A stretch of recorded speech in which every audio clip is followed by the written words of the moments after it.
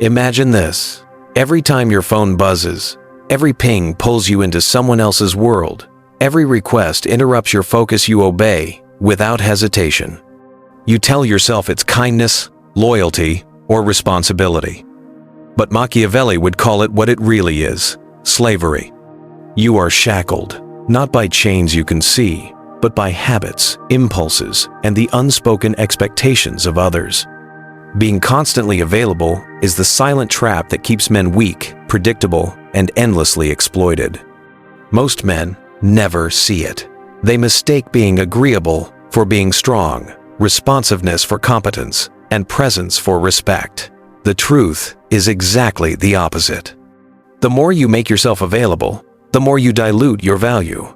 You teach others that your time, energy, and attention are theirs to command. You broadcast that your priorities are not your own, that your life can be paused for anyone's convenience. This is the hallmark of the boy, not the leader. The boy believes availability equals connection. He believes that by saying yes, by answering immediately, by dropping everything for someone else, he earns loyalty, love, or admiration. In reality, he earns predictability. Others begin to assume he will always respond, always comply, always adjust. They test him without mercy, push boundaries without guilt, and take his energy without hesitation. The boy becomes a resource, and the world exploits him relentlessly. Machiavelli understood this instinctively. He observed rulers who lost power not because of armies or rivals, but because they allowed themselves to be pulled in every direction by the needs and whims of others. Power belongs to those who control their time, attention, and presence, not to those who surrender it freely. Availability is the first leash the boy puts on himself, and every leash tightens until movement becomes impossible. Recognizing the trap is the first step toward breaking it. Ask yourself, when was the last time you were truly unavailable? And what happened? Did the world collapse, or did it bend toward you? Most men panic at the thought of absence. They fear loss, confrontation, or disapproval. The boy cannot tolerate silence, solitude, or the discomfort of waiting. The leader, however, thrives in it. Absence becomes power. Delay becomes leverage. Boundaries become authority. Once you see the trap of constant availability, you realize it is not about being rude or selfish. It is about reclaiming the most precious currency you have, your time.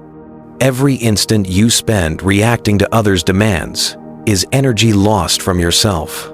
Every yes you give without thought is influence surrendered.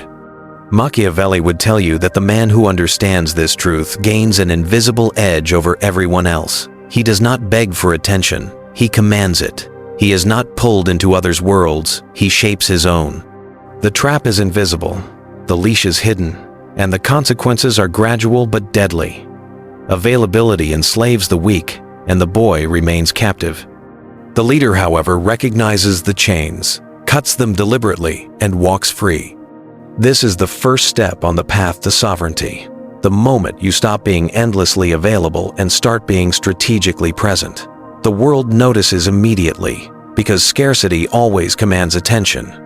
What if I told you that disappearing even for a moment could make you more powerful than you ever were while constantly present? Most men do not understand this principle. They believe visibility equals influence.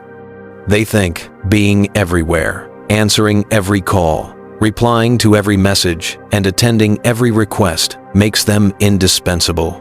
Machiavelli would call this thinking a fatal error. Influence is not measured by presence, it is measured by scarcity. Absence creates desire, and desire creates power. The boy fears absence. He believes that if he steps back, someone else will replace him. He worries that silence will be interpreted as weakness, that delay will signal disinterest. Every withdrawal feels like a threat to his ego. This fear traps him in perpetual availability, leaving him predictable, exploitable, and, ultimately, powerless. The leader, by contrast, understands that absence is a weapon more subtle and more devastating than brute force. By withholding his presence, he forces others to confront their own dependency on him. He becomes the center of attention not by chasing it, but by denying it. Absence amplifies value. The moment you are scarce, people notice. A text unanswered for a few hours, a call returned at your convenience, a meeting attended only when your priorities demand it. These are not acts of rudeness, they are acts of power. Machiavelli teaches that the world responds to signals, not intentions. When you are always present, you broadcast, "I am expendable." When you are selectively present, you broadcast, "I am essential." Scarcity transforms perception, and perception shapes reality. Beyond perception, absence strengthens your mind. It forces you to focus on what matters, your goals, your growth, your vision.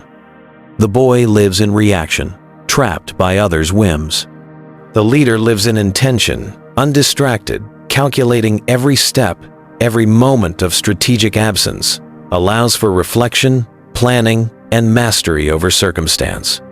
The world may push, pull, and demand, but the leader responds only on his own terms. Absence also creates tension, a psychological magnet. When you are not immediately available, people begin to wonder, to anticipate, to desire what they cannot immediately access. Scarcity creates urgency. Influence grows, not because you give, but because you withhold. People invest effort, imagination, and attention into reaching you, reinforcing your power with their own energy. The boy would panic at this dynamic, seeking to fill every void instantly. The leader allows it, knowing that the game of influence is invisible, yet absolute. Machiavelli would say, "Presence without purpose is meaningless, but absence with strategy is a tool of sovereignty." By learning to be absent intentionally, you reclaim your time, amplify your perceived value, and assert control over how the world interacts with you. The boy reacts, the leader dictates. Absence is not avoidance, it is mastery. The transformation begins the moment you accept that you do not owe your attention to anyone, that your availability is a choice, and that scarcity is your greatest leverage. Once this is internalized, the world begins to move differently around you. You are no longer a servant to others' desires. You are the force they must account for. Absence becomes your weapon, your shield, and your signal of power. Most men live under a dangerous illusion that by being available, by saying yes too often, or by constantly giving their attention, they can control relationships, loyalty, or desire. The boy believes that his presence is enough to secure affection, trust, or influence. Machiavelli would call this thinking naive and fatal. Desire cannot be commanded through access. It is triggered through scarcity, tension, and the subtle withholding of what others crave. The boy chases attention like it is a lifeline, believing that if he is present, acknowledged, and agreeable, he will earn respect or love. He does not understand that desire is not built on predictability. When you are constantly available, you teach others that your attention has no cost, that your presence is endless, and that your energy is disposable. Desire diminishes when value is free. The more you give without selectivity, the weaker your influence becomes. The leader understands a paradox that the boy cannot see. Control is not achieved through giving, but through withholding. Desire grows when access is limited. Loyalty intensifies when effort is required to earn it. Respect deepens when people know your time is not theirs to claim at will. The leader manipulates this dynamic with precision. He appears selectively, responds deliberately, and creates tension where the boy would chase comfort. Desire, once invisible, becomes a tool he wields effortlessly. Illusion of control is the boy's most dangerous trap. He believes that being present makes him indispensable, that constant availability protects him from being forgotten or replaced. In reality, he is entirely predictable and easily exploited. Others unconsciously measure his value not by his presence, but by his absence. The leader leverages this. He disappears strategically, allowing the imagination of others to fill the void. When he returns, Attention, influence, and desire have multiplied, as if by magic. Machiavelli teaches that humans are governed by emotion and perception, not logic. The boy tries to control outcomes with overexposure, explanation, or constant affirmation. The leader, however, controls perception invisibly. He manipulates the tension between absence and presence, scarcity and indulgence, predictability and unpredictability. By doing less and withholding more, he creates an aura of inevitability. People want what they cannot immediately have. They respect what they cannot predict. They desire what they cannot fully control. The illusion of control keeps men weak. The mastery of scarcity builds leaders. Every moment you respond instantly, every time you chase attention, you feed the boy inside you. Every calculated absence, every delayed response, every selective engagement strengthens the leader within. Desire, once uncontrollable and fleeting, becomes a currency you command. Loyalty, once inconsistent, becomes a tool you shape. Influence, once reactive, becomes absolute. To stop being available is to stop surrendering power. The boy gives endlessly and is left with nothing. The leader withholds wisely and gains everything. Desire becomes a force that works for him, not against him. Influence is no longer a struggle. It is a product of design. The boy fears absence, but the leader thrives in it. The illusion of control is shattered. The leader now directs desire, and the world follows. Knowing that absence and scarcity build power is only the first step. The boy might understand the concept, yet fail in execution.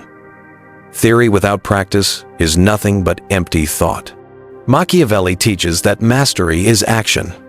To stop being constantly available, you must adopt deliberate rules, principles that transform unpredictability into influence, scarcity into authority, and absence into a weapon. Rule 1. Delay response. Instant replies signal desperation. They teach others that your attention is cheap, that your energy is always at their disposal. The leader delays, not out of arrogance, but out of strategy. Every unanswered text, every postponed call, every calculated delay in engagement builds tension. People begin to wonder, anticipate, and value what was previously taken for granted. The boy panics in silence. The leader thrives. Rule 2. Prioritize yourself. The boy bends for everyone, friends, lovers, colleagues, sacrificing his schedule, energy, and focus. The leader refuses. He knows that his goals, ambitions, and priorities come first. People adjust, or they fall away. This is not selfishness, it is sovereignty. By putting yourself above the demands of others, you establish boundaries that cannot be crossed without consequence. Power grows from self-priority, not from constant appeasement. Rule 3. Create absence with purpose. Absence without intent is meaningless. It becomes weakness, disguised as strategy. The leader disappears deliberately, with purpose and for effect. Whether in relationships, business, or social settings, absence is deployed to amplify perceived value. People are not simply left waiting. They are subtly compelled to invest attention, energy, and desire in you. The boy fears that absence creates distance. The leader knows it creates leverage. Rule 4. Control attention. Don't chase it. The boy chases acknowledgement like air. Every like, every message, every invitation becomes a lifeline he cannot refuse. The leader does the opposite. He allows attention to gravitate toward him. His presence is magnetic because it is earned, not given freely. People notice when you are scarce, when your engagement is selective, when your appearance is intentional. Influence grows naturally when you control the conditions of engagement rather than reacting to demand. Rule 5. Be unpredictable. Predictability is the boy's enemy. When others know exactly how you will respond, they manipulate, exploit, and take you for granted. The leader is unpredictable, not reckless, but deliberate. He surprises, withdraws, or engages according to strategy. This uncertainty commands respect. It creates tension. It forces others to invest in your presence and to negotiate on your terms. Predictability breeds weakness.